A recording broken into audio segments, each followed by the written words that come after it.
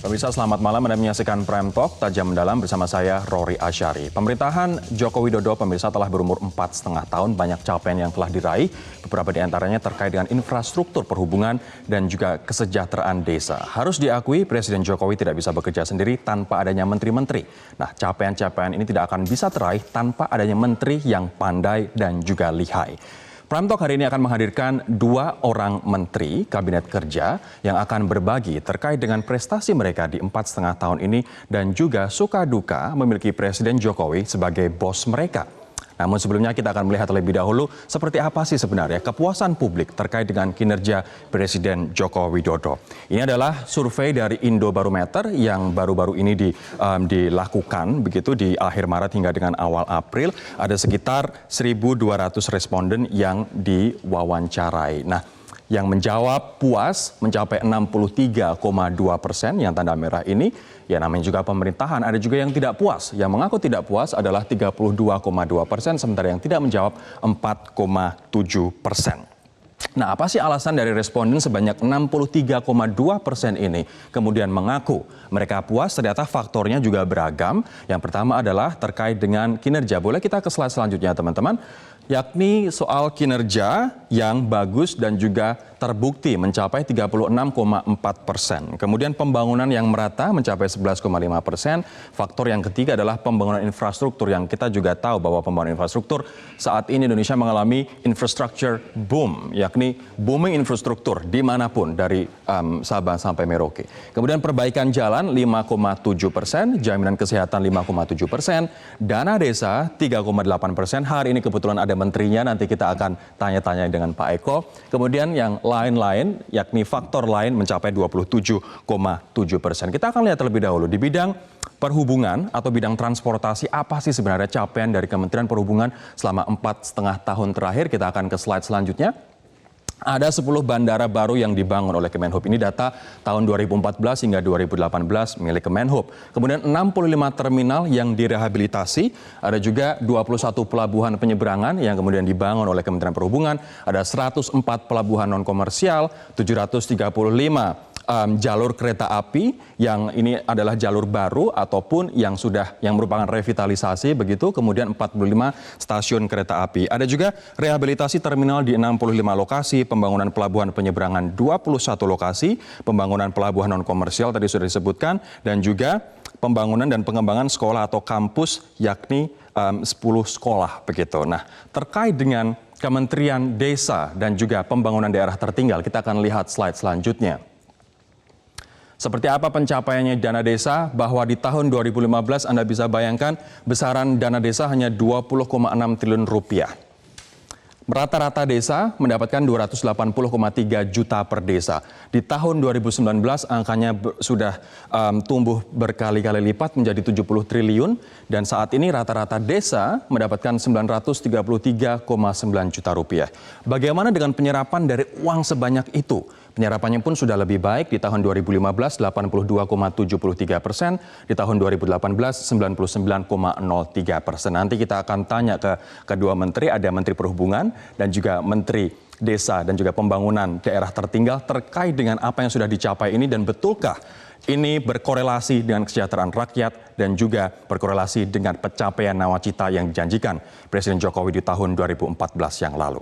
Seperti biasa, Anda bisa berpartisipasi bersama kami melalui sosial media kami. Ada Twitter, Facebook, dan juga Instagram dengan hashtag Cerita Kabinet Kerja dan juga hashtag Prime Talk. Kami akan menyapa 2 narasumber kami yang hadir di studio. Ada Pak Budi Karya Sumadi, Menteri Perhubungan, dan juga Pak Eko Putro Sanjoyo, Menteri Desa dan Pembangunan Daerah Tertinggal. Bapak-bapak, Pak Menteri, selamat malam. Selamat datang di Prime Talk. Selamat malam, Mas Rory. Saya akan ke Pak Budi terlebih dahulu. Ini secara singkat, bagaimana Pak Budi menjelaskan pencapaian 4,5 tahun, Pak, dari Bapak sebagai Menteri dan juga pemerintahan Presiden Jokowi, terutama Kementerian Perhubungan? Ya, kalau dilihat ya, kita akan lihat bagaimana banyak bandara yang dibangun. Saya sering disapa, wah sekarang bandaranya bagus, termasuk di daerah-daerah. Karena kita memang membangun 10 bandara. Nah, ini satu usaha yang tidak mudah, tapi kita tetap bersemangat. Karena apa? Yang dibangun itu di Papua, di Sulawesi, di Maluku, di Sumatera, Kalimantan, bukan di Jawa saja gitu. Kalau kita melihat bandara di Jawa, Pak, saya misalnya berkeliling ke Solo, ke Semarang, ke Surabaya, kemudian ke Yogyakarta mau ada bandara baru, bandaranya sekarang sudah modern.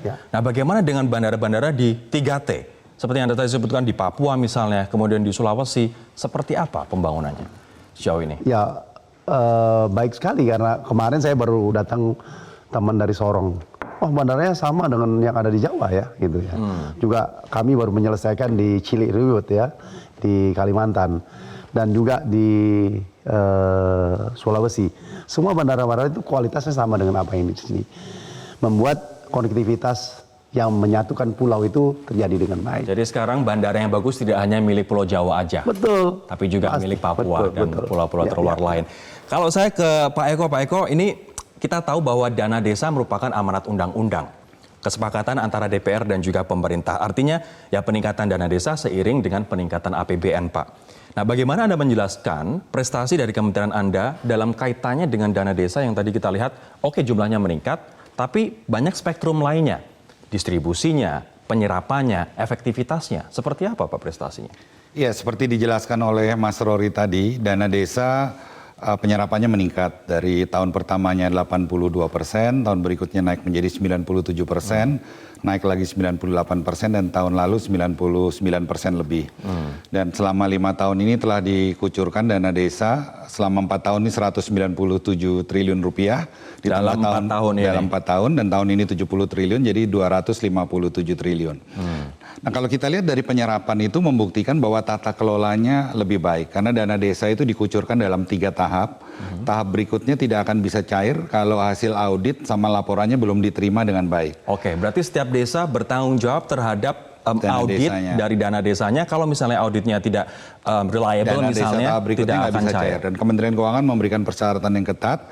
Kalau 50% dari kabupaten itu desa-desanya laporannya belum diterima, kabupaten itu tidak bakal bisa menerima dana desa. Jadi desa yang bagus pun jadi tidak menerima. Kalau jadi misalnya, ada kebersamaan untuk membantu. Pak Menteri, kalau misalnya di tahun 2019 ini ada 70 triliun, ini artinya peningkatannya luar biasa. Kita ingin melihat bersama-sama, jadi apa sih dana desa yang puluhan triliun itu? Mungkin grafik ini bisa menjelaskan jadi apa sebenarnya dana desa yang turun ke 7.000 lebih desa. Ada 5.371 tambatan perahu yang dibangun, kemudian embung desa 4.175. Masih banyak lagi sebenarnya terkait dengan apa dana desa ini jadi apa begitu. Ada juga membangun jalan desa sebanyak irigasi, 58.931 unit, sarana olahraga ada 19.526. Kemudian jalan desa mencapai 158.619 km, jembatan sepanjang 1.027. Tapi yang menjadi masalah Pak Eko adalah soal pengawasannya. Karena ICW mencatat bahwa tahun 2017 peringkat 3 yang deal with penegak hukum adalah aparat-aparat yang menangani dana desa.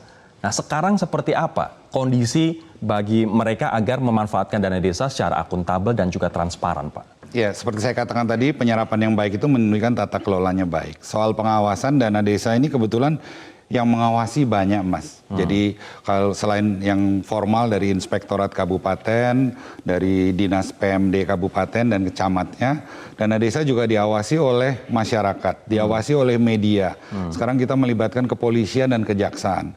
Jadi kelihatannya akan sulit sekali kalau orang main-main dengan dana desa. Saya jamin kalau main-main dengan dana desa pasti ketahuan. Oke.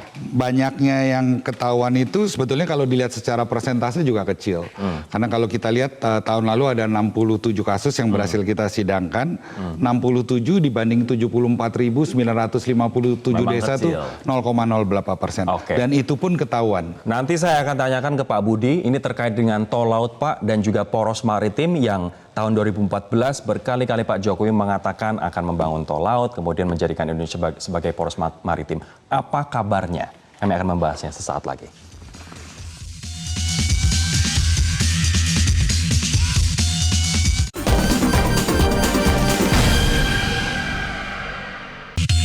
Kita akan kembali ke Pak Budi. Pak Budi, di 2014 Pak Jokowi mengatakan Indonesia harus jadi poros maritim. Kemudian ada konsep tol laut. Bagaimana kabarnya Pak? 4,5 tahun setelah janji itu disampaikan. Ya, kita konsisten dari tahun ke tahun kita menemukan efisiensi. Ya, Tol laut itu pada dasarnya menghubungkan pada daerah-daerah yang disparitasnya bermasalah. Nah, kita kunjungi ke sana. Satu titik tertentu, daerah itu udah komersial. Oke. Begitu komersial kita tidak subsidi lagi, tapi kapal-kapal komersial di sana. Begitu kapal-kapal komersial ke sana, berarti di fasilitas itu akan berakhir. Ini artinya ada pembangunan pelabuhan yang bisa kemudian disinggahi kapal-kapal berat besar di daerah-daerah yang sebelumnya tidak mungkin dapat disinggahi kapal. Yang dilakukan dua, kami membangun pelabuhan, setelah itu memberikan subsidi kepada kapal-kapal menuju tempat-tempat yang terasing, terluar, yang harga barang itu relatif memiliki perbedaan dengan ada di Indonesia bagian barat. Nah, oleh karena itu dilakukanlah secara reguler. Kita menuju ke puluhan titik dengan 15 trip ya. Dari tahun ke tahun itu kita lakukan improvement.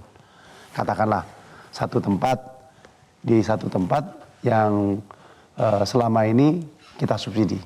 Tapi tahun-tahun tertentu di mana kita secara intensif ke sana, daerah tersebut menjadi lebih baik. Oke. Nah, sehingga kita bisa alihkan kepada daerah lain di sana komersial. Lebih baik itu efeknya yang dirasakan masyarakat apa, Pak Budi? Satu adalah harga bahan pokok. Yang kedua adalah keteraturan kapal-kapal penumpang yang menuju tempat-tempat tersebut. Ya, jadi mereka katakanlah sebulan 2 kali mendapatkan supply bahan-bahan pokok. Ya, tetapi mereka juga disinggah oleh kapal-kapal sehingga kalau mereka berpergian mereka tidak kesulitan. Oke. Ya. Ini saya kembali ke Pak Eko. Kalau misalnya kita melihat otomatis apa yang dilakukan oleh Menteri Perhubungan untuk membangun konektivitas juga sangat erat kaitannya dengan kesejahteraan desa-desa yang ada di sekitar pelabuhan. Desa-desa di daerah terpencil. Ada 7.000 lebih desa yang kemudian disalurkan. 74.000. 74.000 desa lebih yang disalurkan dana desa ini. Bagaimana memastikan, Pak, agar dana desa yang begitu banyak ini dibelanjakan untuk kebutuhan yang produktif? Misalnya irigasi, atau misalnya untuk membangun pasar, atau misalnya untuk membangun infrastruktur di sana, tidak digunakan untuk hal-hal yang tidak produktif, Pak. Ya, jadi spiritnya dari Undang-Undang Nomor 6 itu adalah memberikan kesempatan kepada desa untuk menentukan apa yang mereka mau buat. Karena jumlah desa kita banyak, tidak mungkin pusat bisa menentukan kebutuhannya desa. Nah, cuman memang di tahun pertama karena nggak ada koridornya, dana desa ada yang dipakai buat ngecat rumah dan lain sebagainya. Nah, sekarang kita kasih koridornya mana yang boleh, mana yang tidak boleh. Jadi intinya untuk pemberdayaan masyarakat, pemberdayaan ekonomi desa dan infrastruktur. Nah, kalau kita lihat itu cukup berhasil dalam 4 tahun ini desa mampu membangun infrastruktur yang tidak pernah terjadi dalam sejarah Indonesia dan bahkan dunia internasional juga mulai melihat bisnis model ini. Contohnya apa, Pak? Contohnya kayak jalan aja, jalan ada tadi saya ralat bukan 158.000 tapi 191.000 kilometer. Kelihatannya besar ya 191.000. Tapi kalau dibagi 75.000 desa dibagi 4 tahun itu satu desa bangun cuma 625 meter. Tapi karena Indonesia negara besar jadi besar.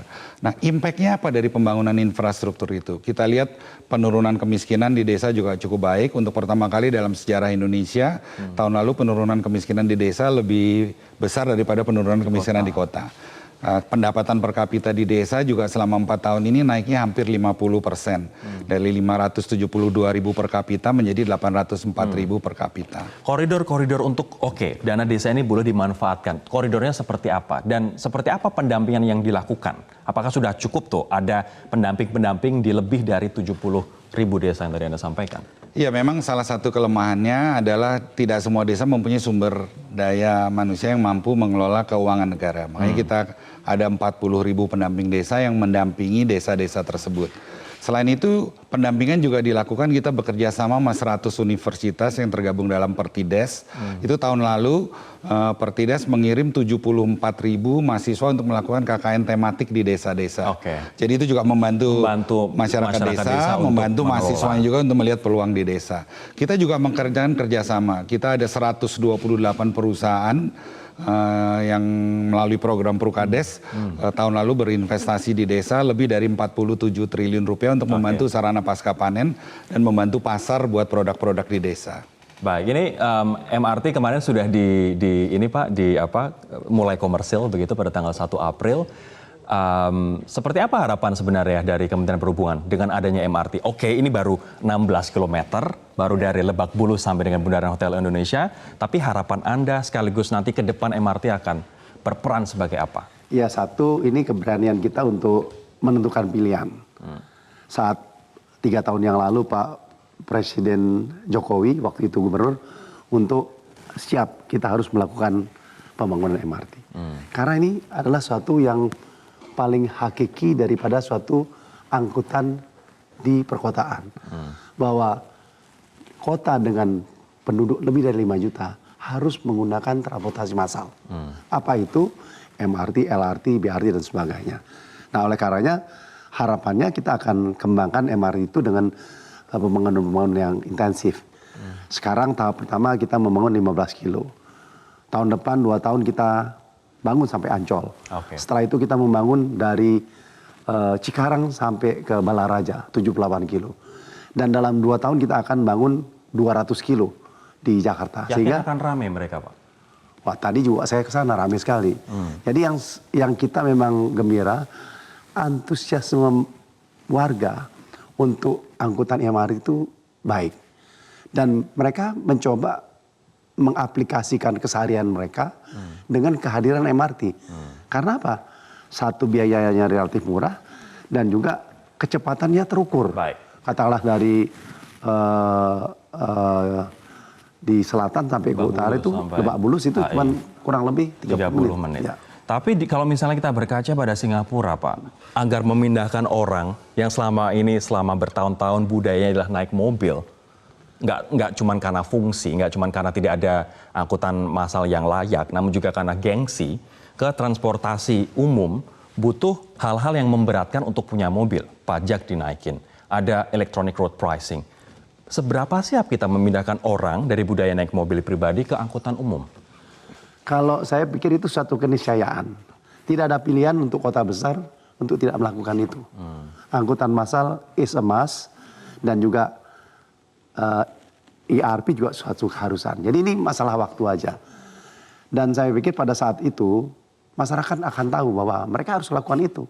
Kalau tidak, contoh kita di Tokyo, enak naik MRT atau kita naik mobil sendiri? Pasti kita menggunakan MRT.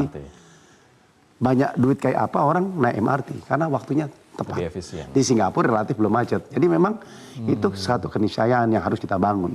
Oke, nanti kita di segmen selanjutnya, Bapak-Bapak dan juga pemirsa, kita akan ngobrol lebih santai terkait dengan suka duka sebenarnya menjadi bawahan Pak Jokowi dan juga memiliki Pak Jokowi sebagai bos mereka. Kami akan kembali sesaat lagi.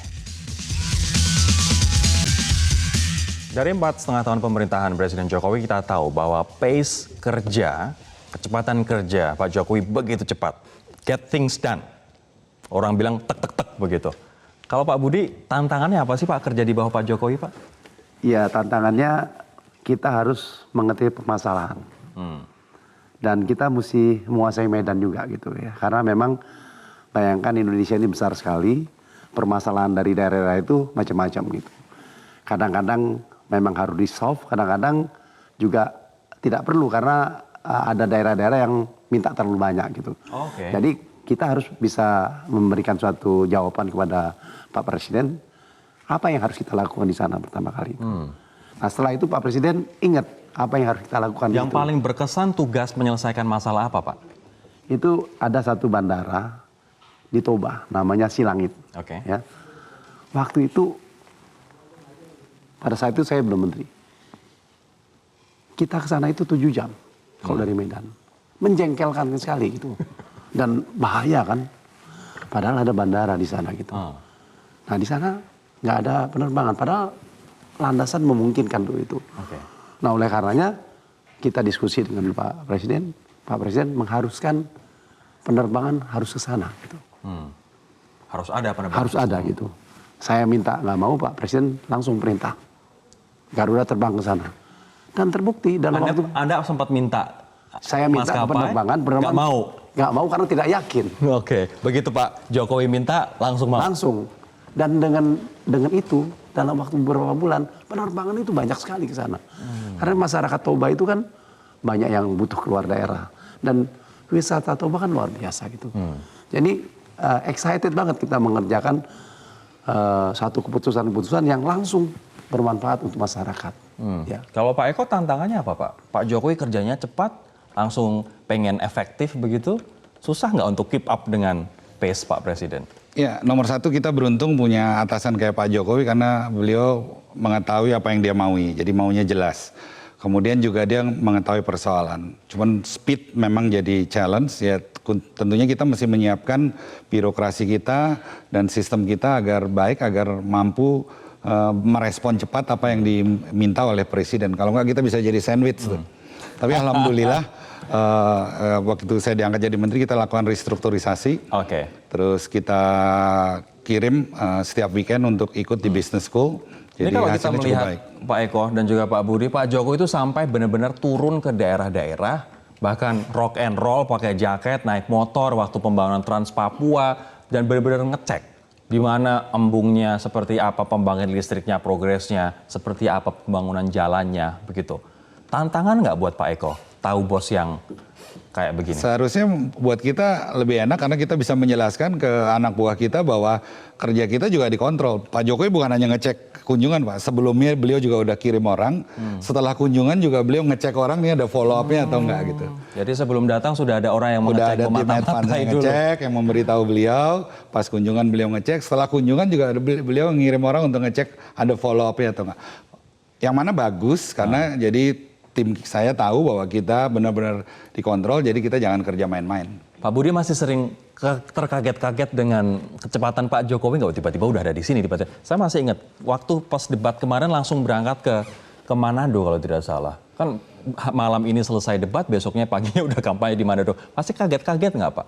Ya, saya justru malah bersemangat ya dengan Pak Presiden mau ke tempat kita, mau mengunjungi, kita bersemangat gitu.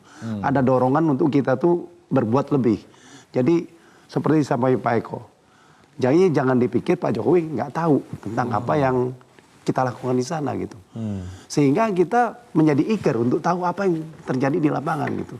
Jadi kalau kita pada saat kunjungan kita nggak ke sana gitu, wah berarti fatal lah gitu ya. Fatal ya. Nah, jadi saya pikir justru itu mendorong kita untuk eager ya. Oke. Kan kita senang sekali kalau diberi semangat seperti itu.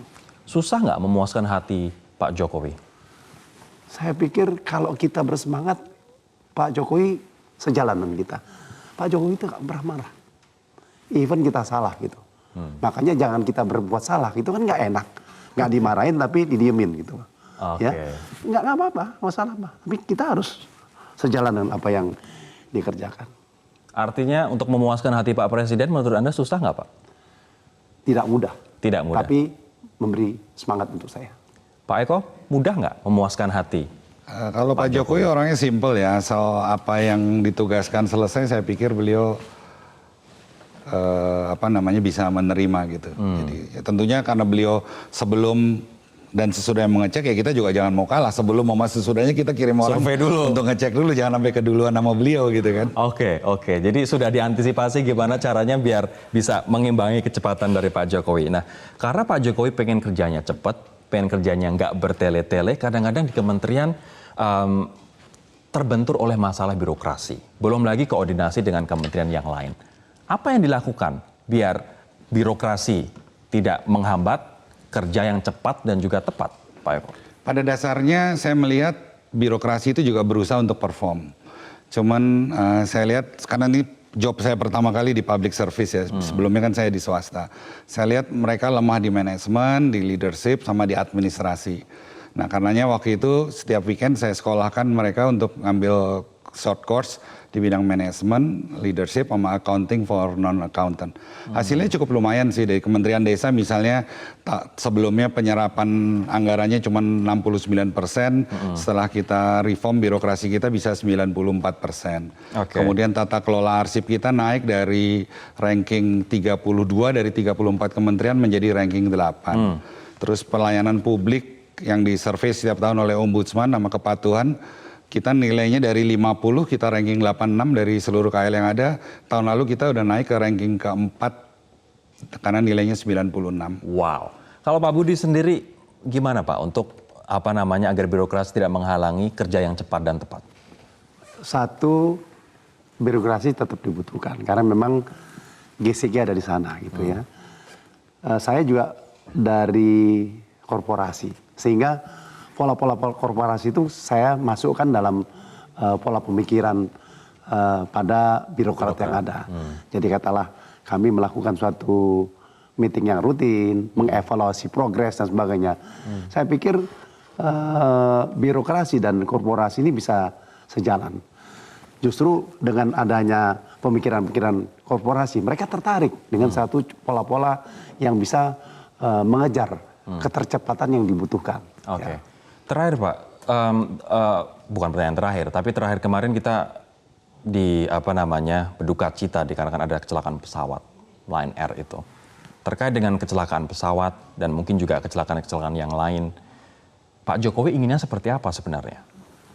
Ya, sebenarnya pasti Pak Presiden ingin segala itu smooth, nggak ada masalah.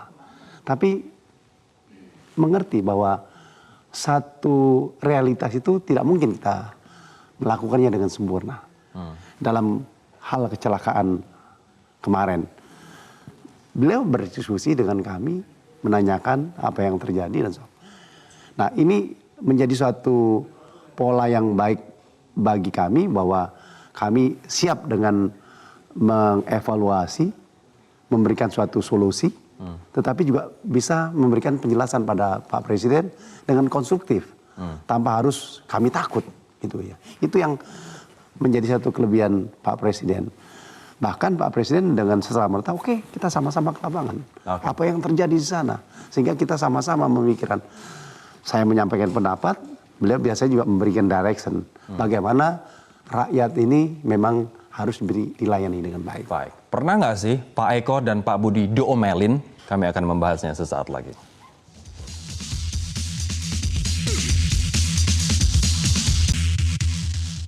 Pak Eko pernah diomeli Pak Jokowi?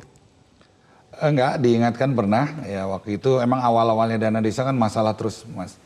Karena memang ini satu program yang baru dan mayoritas kepala desa kita cuma tamatan SD dan SMP. Tapi beliau bukan hanya mengingatkan, tapi juga memberi jalan. Tolong pendampingannya ditingkatkan lagi, kerjasama dengan stakeholder terkait, misalnya kepolisian dan kejaksaan. Seperti apa ngingetinnya, Pak? Ya diingatkan supaya ini lebih cepat memperbaikinya, dan langsung kita follow up dengan MOU dengan kepolisian, kejaksaan. Beliau juga mengingatkan untuk memakai IT, kita pakai IT, sekarang laporannya udah real time dari desa-desa. Jadi alhamdulillah saran beliau kita jalankan dan hasilnya sekarang impactnya jadi bagus, benar. Ini di tahun 2017, maka tidak heran ICW juga mencatat bahwa aparatur desa menjadi yang paling banyak berurusan dengan penegak hukum karena masalah dana desa. Tapi artinya ini oknum-oknumnya kan ketahuan artinya. Dan gini Mas, persoalan yang terjadi di desa itu tidak selalu korupsi ya, karena kepala desa dengan knowledge yang terbatas, misalnya katakanlah harus membayar pajak gitu. Sementara mereka beli di warung-warung itu atau di toko-toko itu nggak ada faktur pajaknya.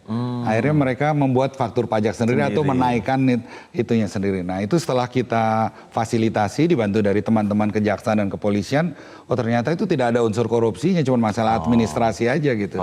Katakanlah bikin perencanaan, karena mereka tidak pengalaman, bikin perencanaan jalan 50 meter katakan 50 juta, tapi banyak hal yang belum direncanakan, ternyata dengan 50 juta belum cukup gitu. Akhirnya kalau nggak diteruskan masalah, kalau diteruskan masalah, dan itu tidak ada unsur korupsinya. Nah itu pendampingan dari kejaksaan, dari kepolisian itu bagus sekali, jadi dikembalikan ke inspektorat kabupaten untuk dibantu. Pak Budi gimana Pak, pernah diomelin nggak Pak? Ya diingatkan terutama berkaitan dengan rakyat ya. Rakyat yang tidak dapat buku pelaut, rakyat yang tarif taksinya rendah sekali. Biasanya berkaitan. Pak Menteri itu sering-sering dong datang ke pelabuhan-pelabuhan supaya buku-buku pelaut itu diselesaikan dengan baik gitu. Suruh sering-sering ke pelabuhan begitu. Terkait dengan pengemudi dalam hal ini ojek online Pak, apa pesan dari Anda diingatkan soal apa oleh Jokowi? Kalau online itu ada dua pihak kan. Satu sisi korporasi. Korporasi ini harus hidup, ya, karena dia yang memberdayakan. yang memberdayakan. Dan sopir harus diberikan satu pekerjaan dengan nilai yang cukup sehingga mereka bisa hidup layak. Jadi saya diminta untuk memberikan cara dan menjadi hakim kepada keduanya gitu. Jadi saya sering berkomunikasi dengan aplikator, juga sering berkomunikasi dengan para pengendara ini, menangkap aspirasi mereka seperti apa. Oke, dan terakhir kemarin adalah peningkatan tarif untuk ojek online. Ya. Tapi kita juga harus ingat Pak Menteri bahwa untuk kendaraan roda 2 aturannya adalah bukan untuk angkutan umum. Nah, bagaimana tuh antara masyarakat yang ini diberdayakan jutaan orang, kemudian mereka juga sangat membutuhkan pekerjaan ini, tapi di sisi lain soal keamanan masih menjadi faktor, Pak.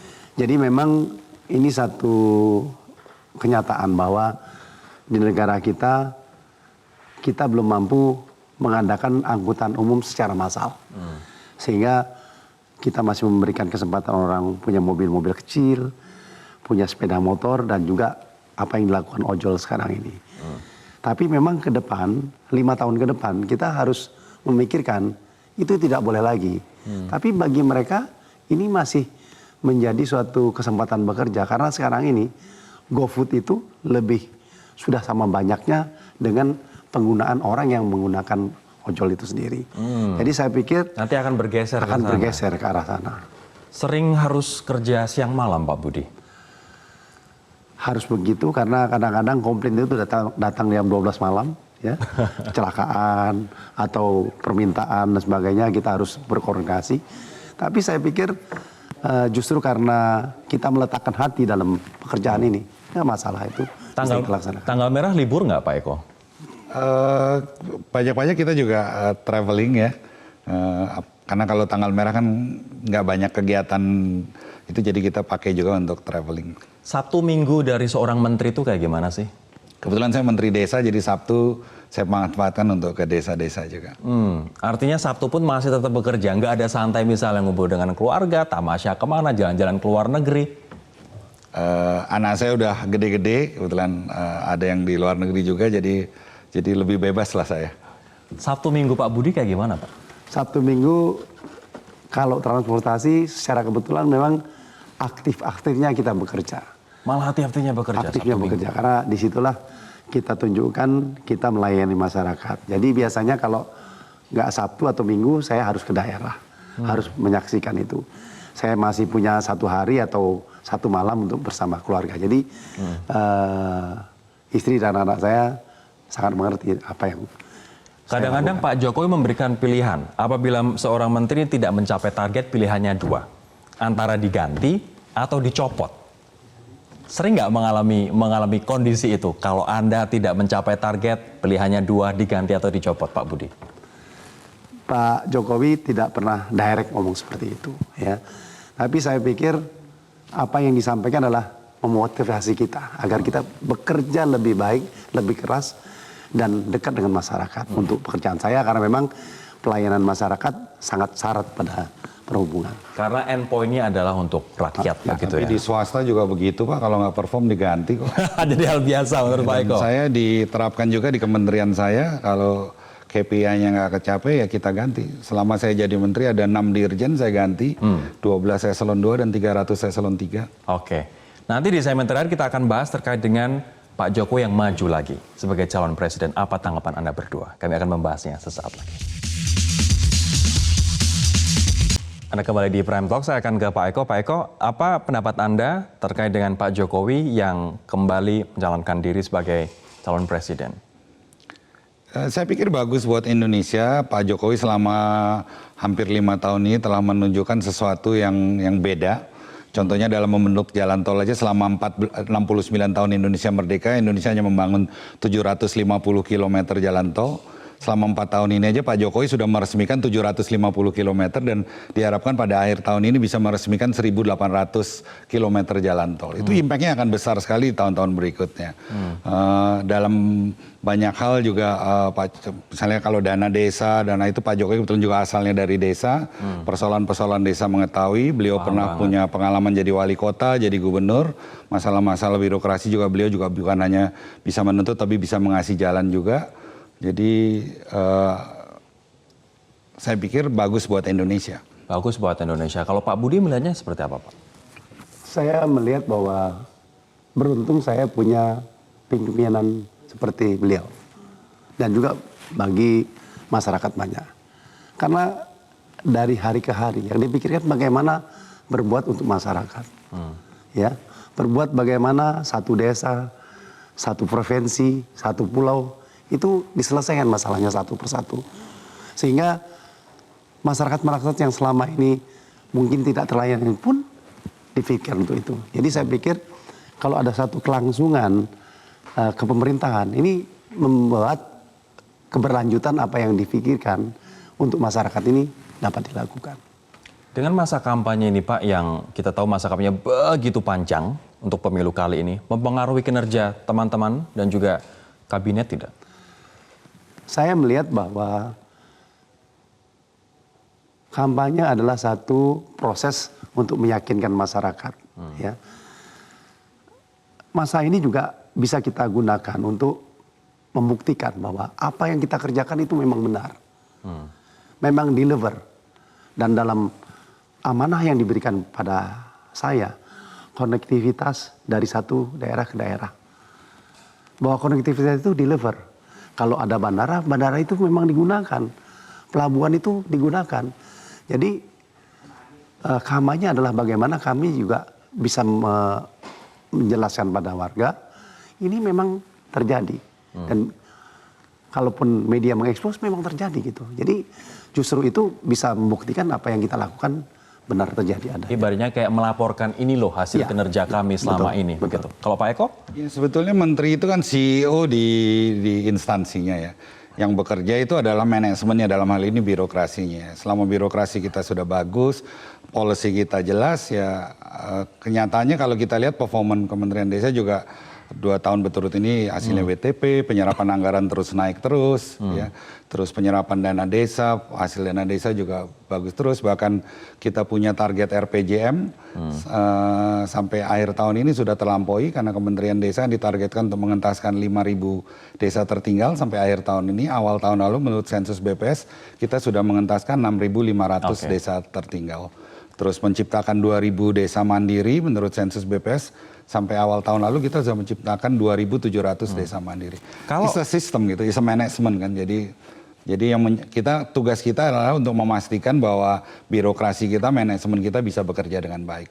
Kalau misalnya walaupun pemilu masih 17 April, kalau misalnya Pak Jokowi memenangkan dan Anda berdua kembali diberi amanat untuk menjabat sebagai posisi menteri, akan seperti apa pembangunan desa dan daerah tertinggal kita sampai 2024, Pak? Ya, sekarang kalau kita lihat orientasinya kan sudah diarahkan oleh Presiden. Tahun ini dana desa lebih banyak dipakai untuk pengembangan SDM dan untuk pengembangan ekonomi desa karena infrastrukturnya sudah terbangun. Kalau 4 tahun ini kita bisa meningkatkan pendapatan per kapita di desa hingga 50% dengan infrastruktur yang ada, saya yakin pace-nya akan bisa lebih. Targetnya 50% per kapita di desa. Tahun ini kan sudah 4.000 per kapita per orang. Saya yakin 5 tahun ke depan kita bisa mendekati 2 juta per kapita per orang. Pak Budi, apa yang akan dilakukan?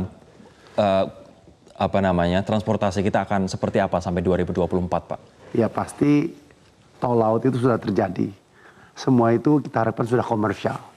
Kita tidak perlu mensubsidi, tapi masyarakat bisa menggunakan itu tanpa adanya disparitas harga laut. Udara, kita pastikan bandara-bandara di pulau-pulau terpencil itu sudah ada.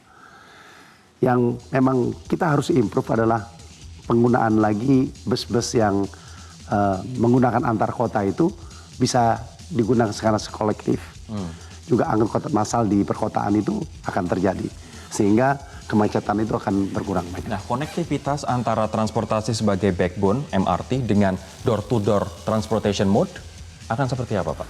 Ya, oleh karenanya kita berusaha untuk membangun anchor daripada transportasi itu sendiri. Tetapi kepada pemerintah kota, kita juga minta pada mereka untuk membangun BRT-nya. Oke. Angkutan-angkutan yang lebih kecil. Baik. Budi Karya Sumadi, Menteri Perhubungan, Eko Putro Sanjoyo, Menteri Desa dan Pembangunan Daerah Tertinggal. Terima kasih atas waktunya di Prime Talk. Demikianlah perbincangan kami pemirsa di Prime Talk kali ini. Mewakili teman-teman yang bertugas, saya Roda Asyari undur diri. Semoga bermanfaat perbincangan kami malam hari ini. Terima kasih, sampai jumpa.